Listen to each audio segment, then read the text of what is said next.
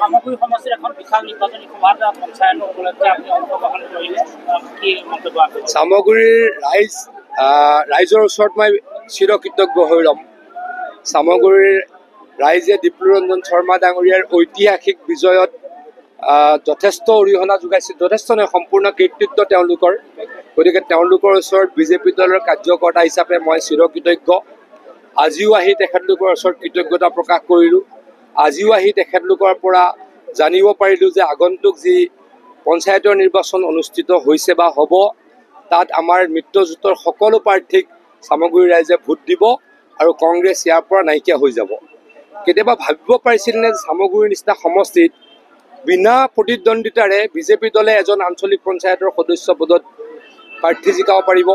সেইটো আগতে কেতিয়াও হোৱা নাছিল, প্ৰথমবাৰ কাৰণে হৈছে। আৰু আগতে কেতিয়াও বিজেপিয়ে ইয়াতে ফুপনি পুতিব পৰা নাছিলে, বিজেপিয়ে এইবাৰ ইয়াতে জিকিলে। গতিকে মই